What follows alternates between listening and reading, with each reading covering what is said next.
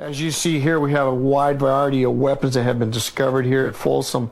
They go all the way from the big type of weapons all the way down to the slashing type of instruments. They'll roll newspapers up. They'll actually make real crude type of darts that are dipped in feces and urine and are shot at staff. We see these bottles here that are taped up together. One of the things that they do here is they secrete things in their rectums. The individual that had these bottles was actually trying to stretch his rectum up to be able to smuggle in some dynamite into our institution. Another way weapons can get into prison is through the mail. Fam, what's going on, man? It's your boy E.I. the King, and this is the Incarceration Podcast. Today, I'm doing a reaction video of one of the worst prisons in American history in its heyday at California prison, Folsom State Prison, Part 2. But before we go ahead and get into this video, man, y'all do me a favor, like this video, subscribe to this channel if you haven't, and let's go ahead and check out one of the worst prisons in American history, a California prison in its heyday, Folsom State Prison Part 2. Let's go ahead and check it out, y'all. You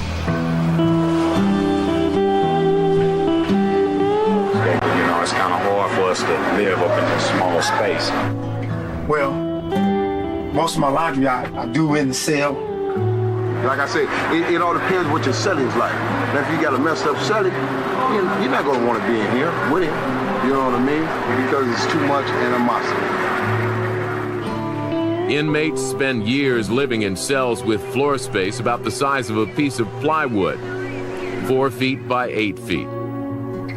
Yet in this tiny space, they manage to hide weapons and contraband not allowed in Folsom Prison. That's why there's the Investigative Services Unit, sort of a police department within a police department. Officer Juan Borrego and his team investigate prison gang activity, inmate squabbles, and homicides. And to keep all those things from getting out of hand, he's constantly looking for signs of trouble. They'll use toothpaste. They'll use any type of ceramic putty or cement, anything that's in the institution, to be able to conceal things, and sometimes even hidden compartments. When inmates are released to the exercise yard, they never know if Officer Borrego is looking in their cell. But when they return, there will be no doubt he was there.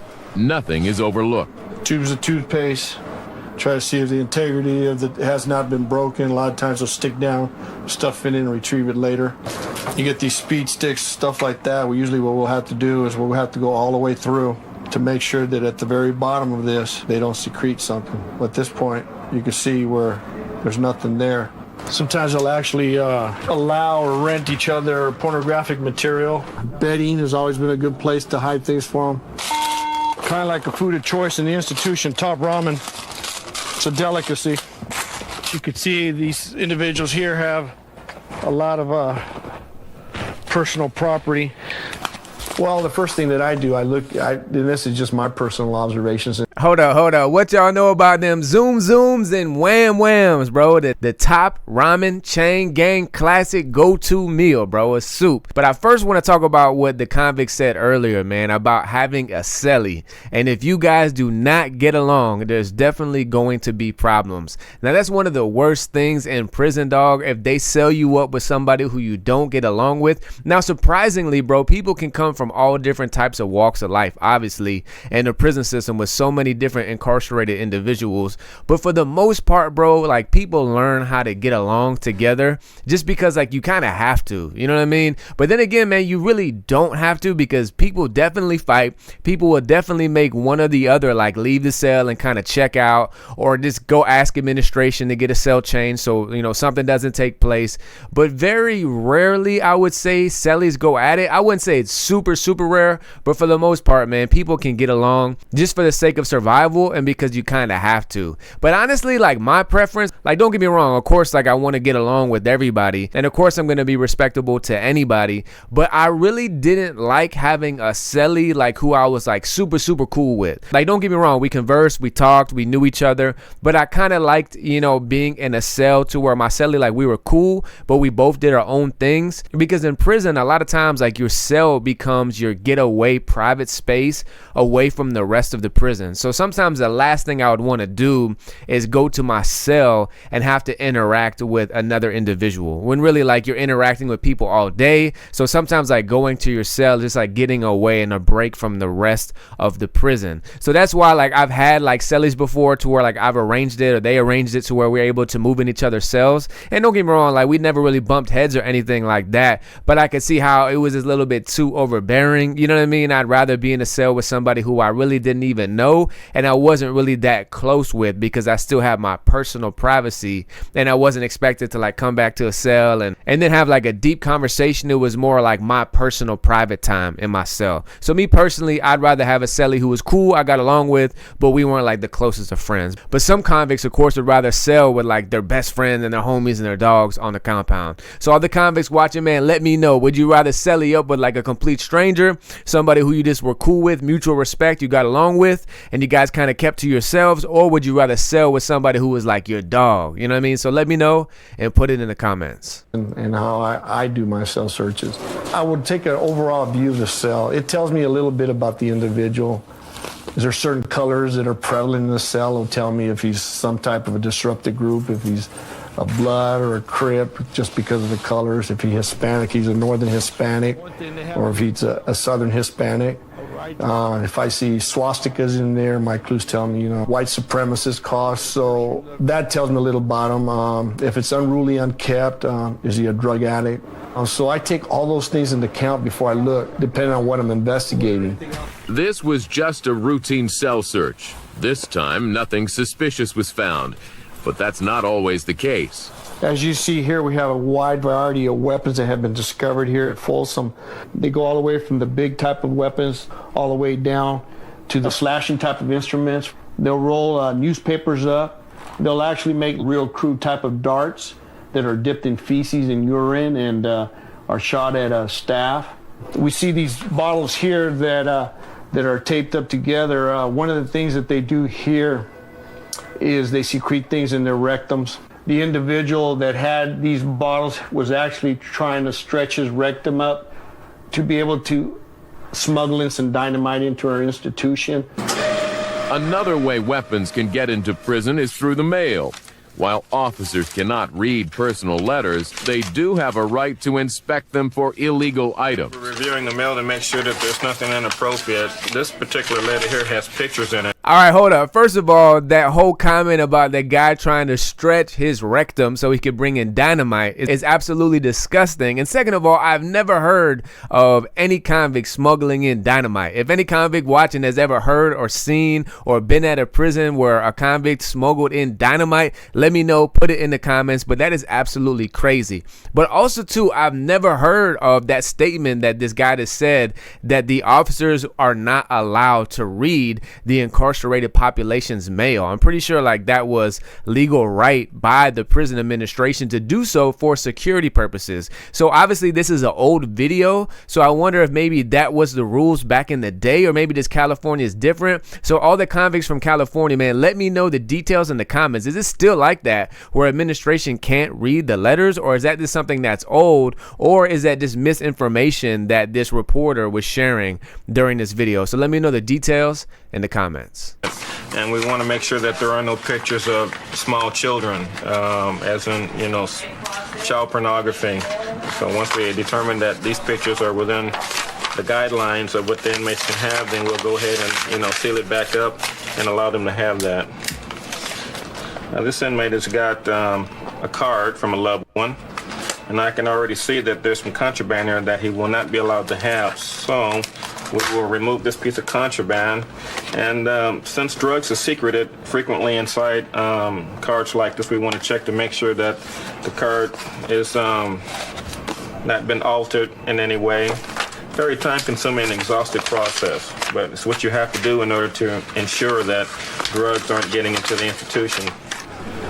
Their living quarters have been searched, the mail has been searched, and now the inmates who've been allowed to attend classes or work in the equipment shops must line up for yet another sort of inspection. Each man must disrobe and shower in a full view of prison staff. Clothes are carefully examined as inmates pass through a metal detector. For all of the scrutiny over things inmates are not allowed to have, one of the things some of the inmates are allowed is conjugal visits. A row of smaller... Hold on. Can any California convicts help me out and explain to me what was just going on right there? What were they explaining? Because they really didn't go into too much detail. What was that about to where like the incarcerated population had to go shower in front of all of administration, and then administration, like the officers had to search their clothes? Like, what was that about? Is that like their daily shower routine? Like they don't got showers in the dorm? Or is this what they do during shakedowns? Like, let me know. Especially, I'm sure probably the old convicts, because I doubt they do that anymore. But I don't know. Go ahead and give me some clarification, all the convicts from California. What the heck was that about? Let me know in the comments. Apartments ringed with chain link fence and barbed wire are made available for family visits for inmates who are eligible and demonstrate good behavior. In other words, I behaved myself well enough to get out from behind the wall. Gordon Simpson was sentenced to 5.5 years for receiving stolen property. He has 2.5 years left, and his wife Barbara is allowed to visit. We met through a friend. My best friend, they were in the same county jail together, and they were writing. She gave him my address to write to her, and I kept getting these letters, and I sent them on to her. But I got these really good vibes from his letters, and I've never written a stranger in my life. And I wrote him. You know, we just wrote back and forth. Then she finally we put in for an application for visiting. It took me 8 months to get cleared. Yeah, because it's a long process to get cleared. And especially if... She'd been in trouble herself a long time ago. So anyway, then we sort of fell in love, got married, and here we are. I got married here December 9th of last year. So in fact, we honeymooned in this very cottage here. So this is only our third time we're going to have a conjugal visit, so... So it's pretty cool. Yeah. It makes time go by a lot easier. A lot easier. Hey, you can tell bro's happy. He's like, all right, y'all can leave now because we're about to get busy. So y'all go ahead and hit that hype button, bro, just for the purpose of conjugal visits, man. Obviously, if you've been watching this channel, you know I did all my 12 years in prison in the state of Florida, and we do not have conjugal visits here. But here in California, they do, at least whenever they film this episode. But are conjugal visits still allowed and permitted in the state of California? For all the convicts watching, man, let me know, do they have conjugal visits for married couples in your state, wherever you are incarcerated at? Let me know if it's a yes or no and what state. And again, y'all hit that hype button because I believe this is healthy and it is honestly part of prison reform. And people may be like, how is this part of prison reform? Because people who are married, bro, and who have healthy marriages, being able to see each other, spend time with each other, being able to get away from the prison for a little bit and spend time with your wife, and for them to make love and just build an intimate, solid marriage, bro, I believe that will definitely lower the chance of that convict getting out and coming back to prison if he got a strong marriage. Of course, there's going to be people who are just getting married so they can have sex, for sure. But I believe the people who do have like genuine, authentic marriages and being able to keep it healthy will help that convict coming home transition back in society successfully and not go back to prison. But let me hear y'all's thoughts in the comments, and y'all hit that hype button, bro, for the purpose of conjugal visits. Doing time in Folsom affects the prisoners in two ways. Physically, they all make the adjustment to the rigors of prison life. Regular meal schedule, regular work program, constantly being counted, daily searches of their bodies and their bunks. But emotionally, they all talk about separation from family as the most difficult part of doing time. When we return, the family connection. When you do wrong and you're incarcerated in prison, it affects everyone who loves you as a person. And going home.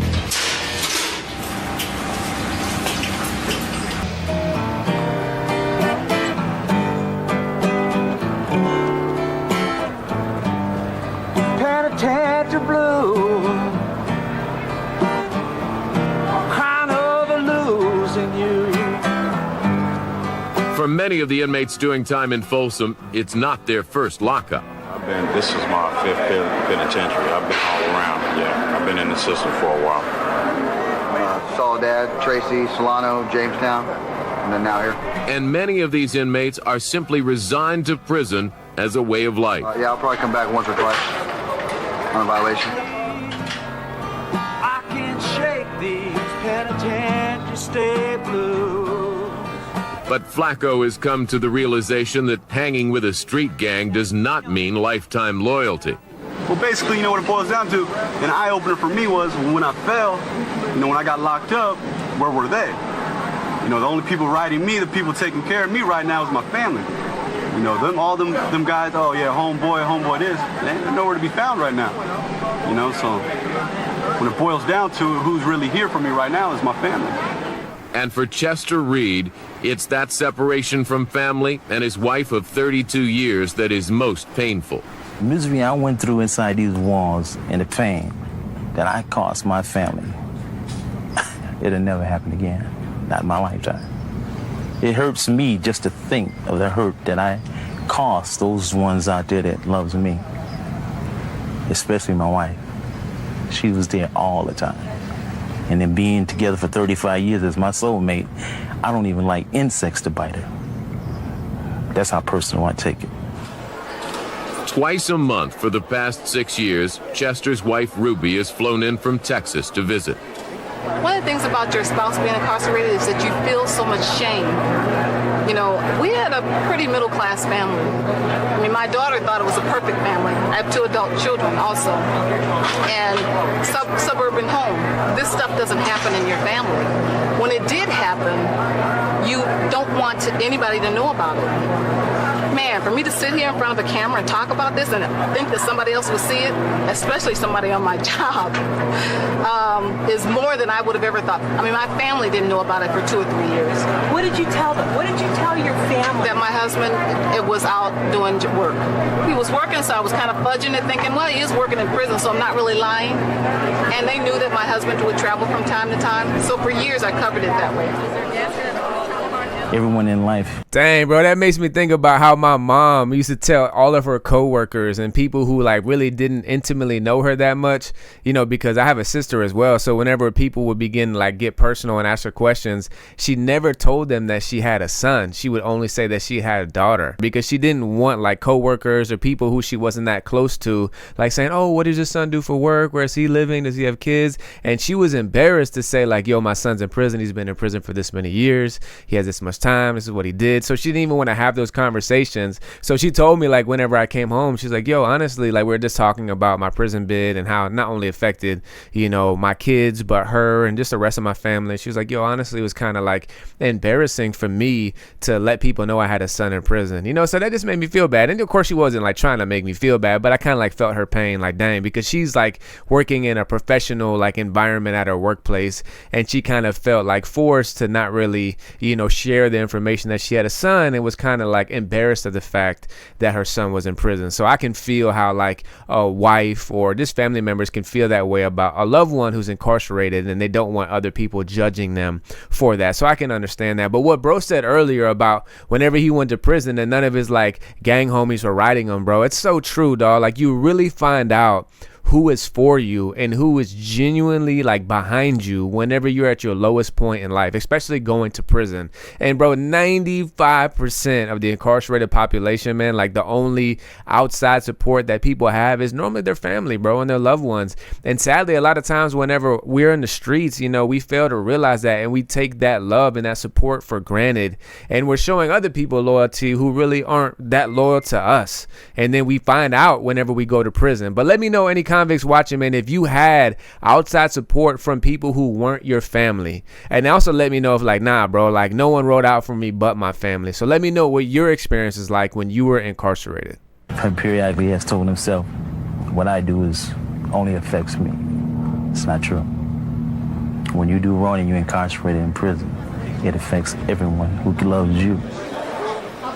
First-time offender Brian Tomasello now has a greater appreciation for the little things in life. Through this experience, you learn that all the things that you took for granted, washing your clothes in a washing machine, I mean, something little may be to you, but now to me it's going to mean everything. You know, walking into the grocery store and having multiple choices of items I want to buy, or going clothes shopping, or just getting in the car, going to see the beach. That's what's tough about being in prison, because everything's the same day in, day out. Basically, your program doesn't change. Once I leave here, I'm leaving here. It's going to stay behind me. I don't want nothing to do with it, you know? Flacco came to Folsom Prison in his teens and hopes he can overcome the stereotype of his street gang background. I came to prison right when I turned 18, you know, and I'm missing the best years of my life, you know. So, you know, it opened my eyes a lot, you know what I mean? Being away from my family and all that. I mean, that's the most precious thing to me is my family. You know what I mean? I'm sure people, they're going to be watching this, they're going to look at us, they're going to look, you know, these guys look like criminals. They look like, you know, look at this guy, he got the ink all over him and that. Shouldn't be let out. Yeah, you know what I mean? But that's on them, you know what I mean? That's on them. I got a beautiful girl in my life. She sees all this. She sees, you know, when she sees all this, she don't buy it, you know what I mean? She don't trip on it. My main priority is to get a job and just, you know, find myself a little corner, you know what I mean? Do my little thing, you know, got my girl, basically it. You know, retie old ties with my family. And that's pretty much it. Stay away from old friends.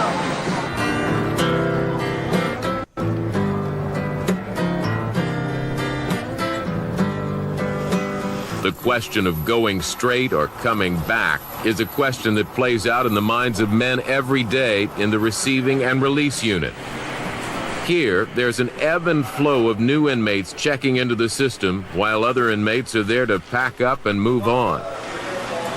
On this day, Anthony Nelson is going back to his food distribution company in Lake Tahoe after a year in Folsom. And 23-year-old Jesus Acosta, a gang member from East LA, is being released after serving 4 months. First name? Jesus. I'll see you when you come back. Yeah, right. I'll see you when you get back. All right. I'll still be here. It's true, you never know. That's why you gotta be careful. It's kind of good because you know that you're gonna come right back if you're not on your toes out there. It's easy to get in trouble. Come right back. Will they be back? Young Jesus has been in prison once before. And for Anthony, this was his 4th time behind bars. One day you'll find me on the main streets. I'll be the one who's looking square. Oh, yeah. Yo, did y'all hear what that one convict told that guy when he was going home? He said, I'll be here when you get back, bro. I'll still be here. Yo, that's crazy. Like, yo, like, police say that. Correctional officers say that, dog. Like, how is another convict gonna say that to a man going home? Hey, I'll still be here when you come back. That's crazy, dog. That just goes to show you, bro, that some convicts, dog, like, they don't want to see other people go home, bro. Maybe because they have a life sentence or just like 30, 40, 50 years. And some people, sadly, you don't see it too often, but some people, bro, they hate seeing people go home. And that's just disgusting, bro. Like, man, you should celebrate when people go home, bro. Especially like someone having another chance at life, especially if it's your friends or just anybody, man. Nobody should wish like being incarcerated on their worst enemy, dog.